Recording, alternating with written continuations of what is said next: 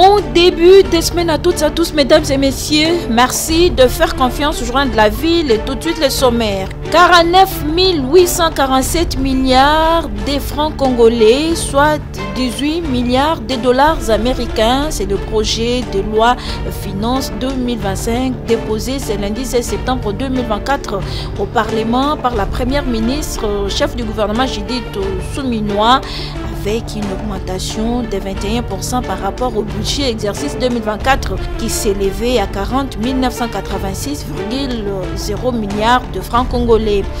Ouverture de la session ordinaire de septembre 2024 ce lundi, le président Vital Kamerhe invite les honorables députés à voter un budget qui reflète les attentes de la population.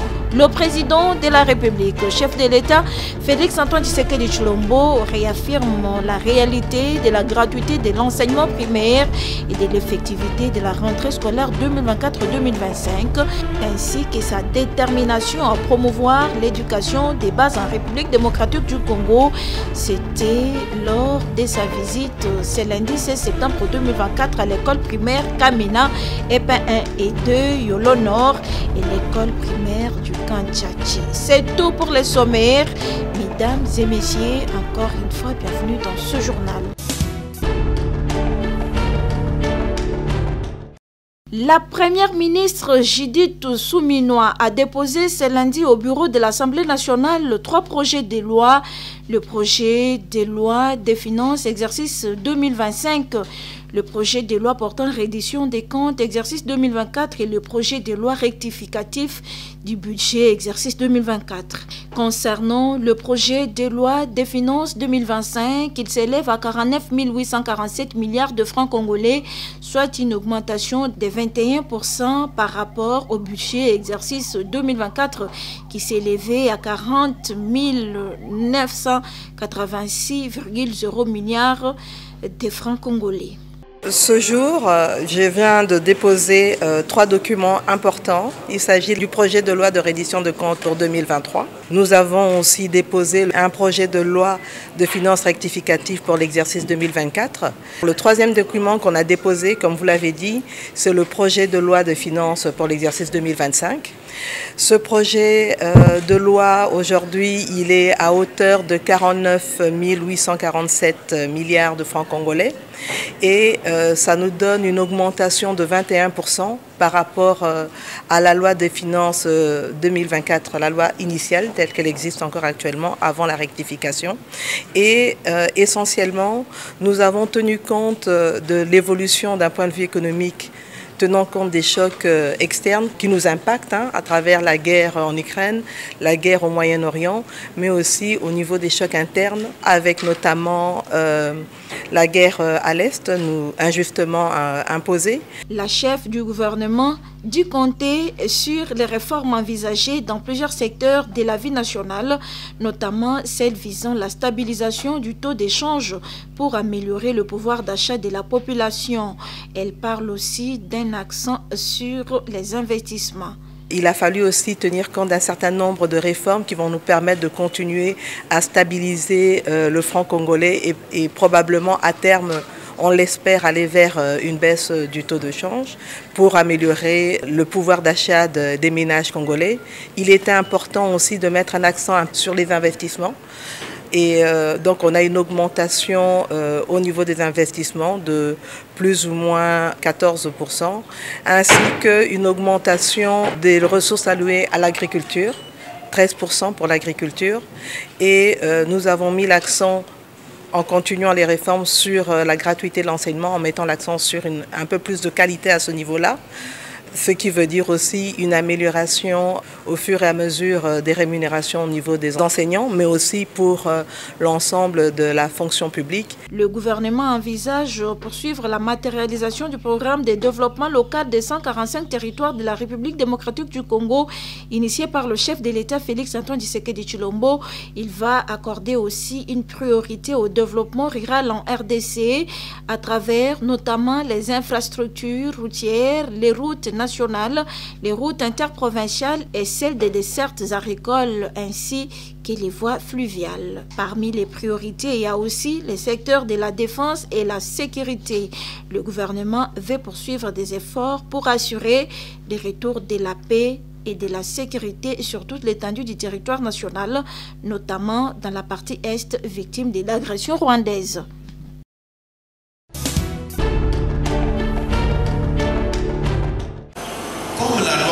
À la Confédération associative pour le développement, justice, bonne gouvernance en République démocratique du Congo, Kadejgov RDC, l'on a clôturé la formation sur l'entrepreneuriat et lutte contre les antivaleurs organisée en faveur des coordonnateurs provinciaux, sous-provinciaux, chefs des centres et formateurs venus des 26 provinces de la République démocratique du Congo à l'appel du coordonnateur national.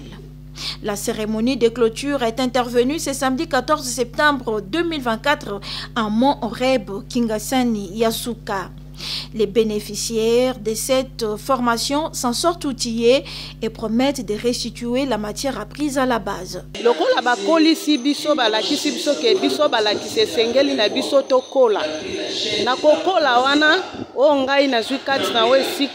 Nde na komema yango liboso ya bana oyo bazali lokola bato biso tozolakisa musala yango ndenga na kokende ko transmettre yango liboso ya bana oyo baza lokola ba apprenant na biso. Dans la base, nous allons encore restituer ce que nous avions eu ici, afin que nos apprenants soient capables de pouvoir faire quelque chose, surtout matérialiser ce que nous avions appris ici.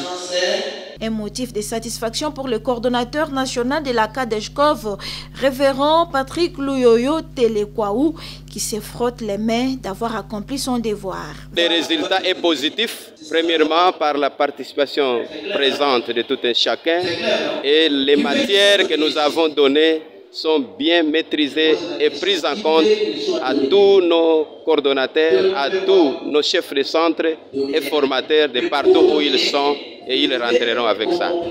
À partir de cette formation, nous étant que société civile, ONG, nous avons prévu tous ces centres que nous avons préféré ramener tous nos formateurs à une élévation de connaissances et de conscience pour que ceci contribue au développement durable.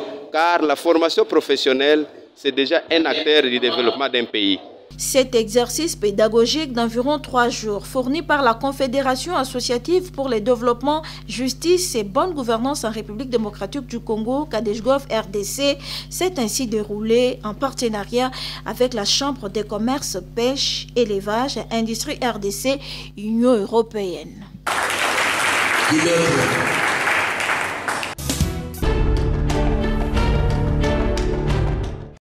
En marge de la 8e édition de l'Expo Béton organisée à Kinshasa du 10 au 12 septembre 2024, certains acteurs du secteur des infrastructures se sont exprimés.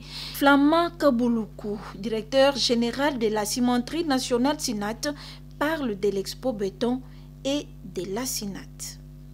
Au fait, je suis SINAT. Je suis une cimenterie nationale. Et une cimenterie qui se veut à la taille de ces pays, j'allais dire country, de ce pays, de cette nation. Malheureusement, nous n'avons pas été invités quant à ça, parce que nous ne sommes pas aussi encore opérationnels. Nous sommes dans une phase de la relance. Bientôt, nous allons devoir démarrer la production. Nous sommes pratiquement à quelques pas de la production. Et nous devrions assister aussi à ce genre de forum. Pourquoi nous n'avons pas été invités? Ce qui m'a intéressé, c'est surtout la participation des directeurs généraux de l'OVD, tout comme de l'Office des routes, et en passant par le bureau de contrôle du BCT, j'ai apprécié, mais il y a beaucoup à se dire là-dessus. La SINAT, lorsque nous l'avons récupéré, c'était ce dont moi j'appelle souvent coquille vide. Bien que les gens qui ont gardé disent que nous avons gardé, mais j'ai retrouvé pas mal de pièces qui étaient déjà sorties de l'usine, que nous avons réhabilitées. Pour le moment, nous sommes presque à 80%, 95% du démarrage. Mais ce qui nous manque, c'est juste les petits fonds pour lesquelles notre ministre, son Excellence M. Jean-Luc Moussa, du portefeuille, est en train de se battre là pour qu'il mette à la disposition de la SINAT les moyens nécessaires pour sa relance. Et cette cimenterie, telle que j'ai suivi l'expo là, nous allons accompagner les constructeurs, ceux qui sont dans le domaine des routes, un peu partout dans le pays, parce que nous allons installer SINAT un peu partout, justement pour venir en aide à tous ces gens-là, parce que j'ai appris qu'il y avait un manque criant de ciment dans des zones, prenons à l'Équateur et autres, ils ont cité quelques noms là, mais c'est par là que nous allons installer aussi SINAT. Et nous allons arriver à les aider quant à ça. Pour le moment, du côté Congo central à Kimpese, nous sommes à 300 000 tonnes là. Mais c'est une usine qui va être secondée par une nouvelle construction de 1 400 000 tonnes par an. Tout ça, c'est pour aider ceux qui construisent au niveau du port à eau profonde et ceux qui font des routes aussi. Parce que notre ciment ne sera pas seulement vendu à Kinshasa, mais ça sera aussi exporté. Il y a des gens qui nous demandent si on peut exporter le ciment SINAT, nouvelle génération, vers la Belgique et la France. C'est déjà une bonne chose. Et du côté de Mobaïmbongo, nous allons exporter vers la République centrafricaine.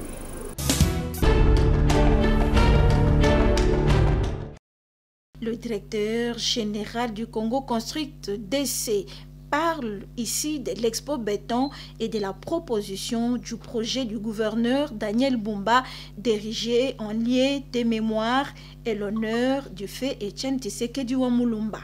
On vient montrer à la face du monde que les Congolais aussi sont capables de reconstruire leur pays. Ici, on est dans tout ce qu'on fait. On est dans les ouvrages d'art. On avait réalisé le mausolée de feu Laurent Désiré Kabila. Ce sont les œuvres d'art. On a réalisé tout ce qui est, on est dans les travaux de route, on a réalisé des routes en béton armé, en asphalte, on est dans ce qu'on appelle la lutte anti-érosive, on lutte contre les érosions, et puis et dans les bâtiments aussi, de tout ce qu'on a réalisé, ils sont ici. Ça c'est juste un échantillon. On a vu d'ailleurs le plus beau bâtiment du père de 145 territoires, à Madimba.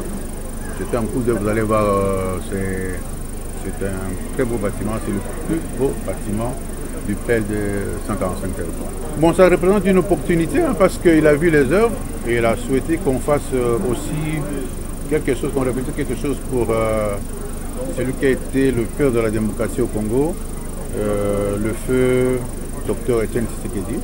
Alors lui, il vient de là, il est de cette école-là, alors ils vont réaliser une œuvre pour les générations futures. Nous allons maintenant faire une expérience pratique. On parle trop, mais on ne réalise pas. Comment devenir un millionnaire dans le secteur des travaux publics pour un Congolais moyen? C'est ça qu'on va expérimenter maintenant avec cette expo qui nous a montré assez beaucoup de choses qu'il faut faire dans chaque domaine. Et nous voulons qu'il y ait des Congolais dans chaque domaine, dans le domaine par exemple des carrières, le domaine des mines, qu'il y ait des Congolais qui produisent des caillasses, il y a des Congolais qui transportent cette caillasse. Et une société qui fait quoi? Qui transforme la caillasse et de ciment en béton, c'est-à-dire qu'une centrale à béton, un Congolais qui a une centrale qui fait l'asphalte, et puis on va réaliser une route. Parce que quand on réalise une route d'1 kilomètre, ça veut dire que tout le monde a participé. Celui qui a livré la caillasse, celui qui a transporté la caillasse, celui qui a transformé la caillasse en béton, et puis celui qui a livré le béton sur le chantier, et l'entrepreneur qui a réalisé. Vous voyez comment on va créer les millionnaires. Mais sinon, s'il n'y a pas tout ça, on va toujours aller chez les concurrents qui vont nous bloquer, et puis voilà, on évolue, on restera toujours dans les petites choses, donc on ne va pas créer des millionnaires congolais.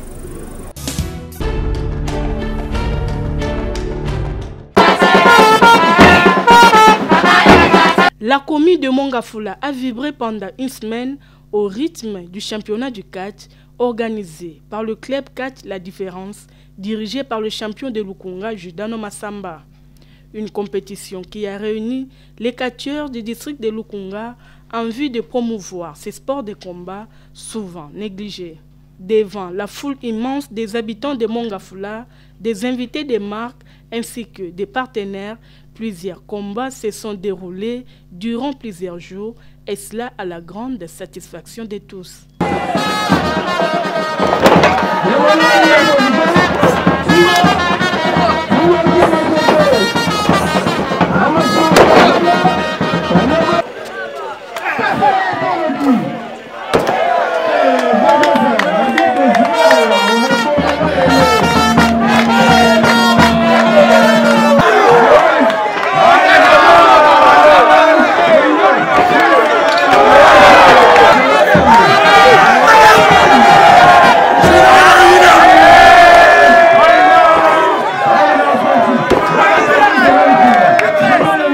Réunir les catcheurs, promouvoir ces sports de combat et donner un beau spectacle au public, souhait majeur du champion de Lukunga, Judano Massamba.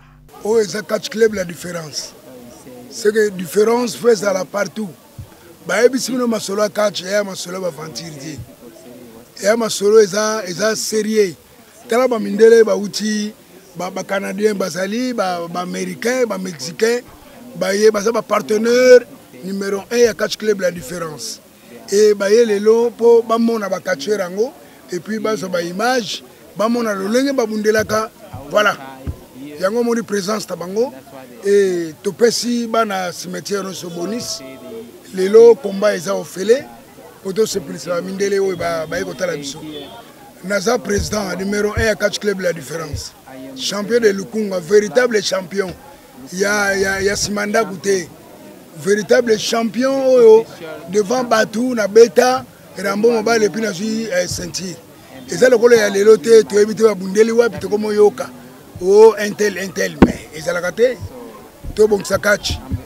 Ici est de rappeler qu'avant la clôture de ces championnats, un carnaval des catcheurs a sillonné tous les quartiers de cette commune. Question de remettre sur les rails ces sports de combat dans la ville-province de Kinshasa.